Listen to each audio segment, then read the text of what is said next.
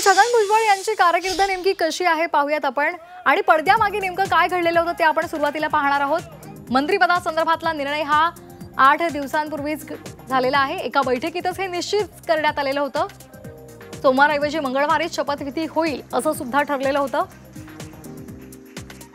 मंगळवारी कॅबिनेटमधले नेते उपस्थित राहू शकतात, त्यामुळे सुद्धा हा निर्णय घेण्यात आला होता। त्यामुळेच आजचा दिवस हा शपथविधीसाठी निवडण्यात आलेला होता।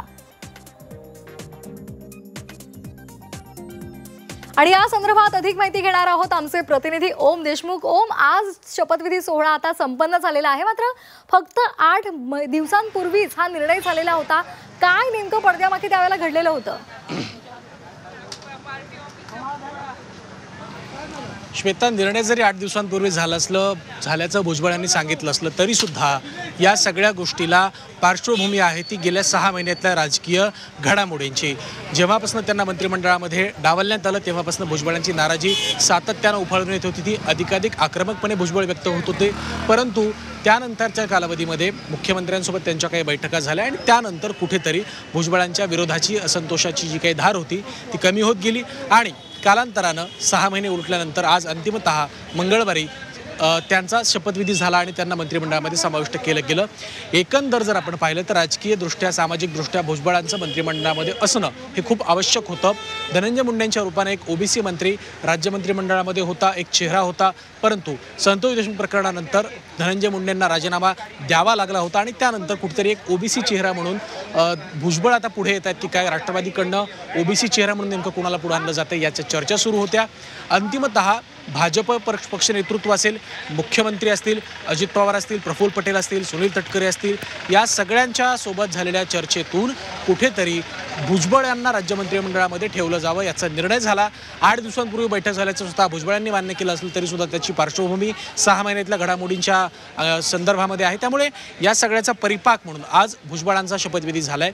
आता याचा फायदा नेमका काय होणार तर निश्चित स्वरूपामध्ये येत्या काळामध्ये स्थानिक स्वराज्य संस्थांच्या निवडणुका आहेत, त्या दृष्टीनं महायुतीला फायदा होऊ शकतो। यापूर्वी विधानसभा निवडणुकीमध्ये सोशल पोलरायझेशन जे झालं होतं मराठा विरुद्ध ओबीसी, त्याचा खूप मोठा फायदा भाजप प्रणित महायुतीला झाला। मोठ्या बहुमताचं सरकार, प्रचंड बहुमताचं सरकार राज्यात आलं। त्या दृष्टीनं पुन्हा एकदा स्थानिक स्वराज्य संस्था आणि येत्या काळातली काही गणित लक्षात घेता या दृष्टीनं काही महत्त्वाचे निर्णय आणि महत्त्वाच्या घडामोडी भुजबळांच्या या मंत्रिमंडळातील विस्तारामुळे समावेशामुळे भविष्यात होऊ शकतात। मराठा आरक्षणाच्या संदर्भामध्ये मनोज जरांगे पाटील यांनी पुन्हा एकदा आंदोलनाची हाक दिली आहे। त्यांचं आजचं स्टेटमेंटसुद्धा खूप इंटरेस्टिंग आहे। अजित पवारांनी स्वतःच्या पायावर धोंडा मारून घेतला या आशयाचं विधान मनोज जरांगेंनी केले। त्यामुळे कुठेतरी पुन्हा एकदा राज्यात जर मराठा विरुद्ध ओबीसी संघर्ष आरक्षणाच्या आंदोलनाच्या निमित्तानं उभा राहिला तर त्यासाठी पुन्हा एकदा छगन भुजबळांना चेहरा म्हणून राज्य सरकारकडनं पुढं केलं जाऊ शकतं। ज्या पद्धतीच्या सभा, मेळावे आणि एकंदर बैठका भुजबळांनी गेल्या सरकारच्या काळामध्ये घेतल्या होत्या, त्यांनी तर आपण राजीनामा दिल्याचं सुद्धा सांगितलं होतं की मंत्रिमंडळामध्ये मी राहू शकत नाही, जर आरक्षणाचा मुद्दा निकाली निघत नसेल तर मी मंत्रिमंडळामध्ये राहू शकत नाही, मी माझा राजीनामा दिलाय असा देखील गौप्यस्फोट त्यांनी जालन्यातल्या एका सभेमध्ये केला होता। त्यामुळे ओबीसींचा चेहरा म्हणून भुजबळांची ही मंत्रिमंडळातली पुनर्वापसी, घरवापसी खूप महत्त्वाची ठरते। याचे पॉलिटिकल रिफ्लेक्शन्स काय आहेत हे देखील पाहावं लागणार आहे। स्थानिक पातळीवरती नाशिक आणि येवल्यामधली सुद्धा गणितं मोठ्या प्रमाणात बदलू शकतात। नाशिक जिल्ह्यामध्ये भाजप आणि शिवसेनेमध्ये पालकमंत्री पद व इतर स्थानिक पातळीवरच्या सत्ता पदावरनं जो काही रस्सीखेच सुरू झाली आहे त्यामध्ये आता पुन्हा एकदा राष्ट्रवादीची सुद्धा भर पडू शकते।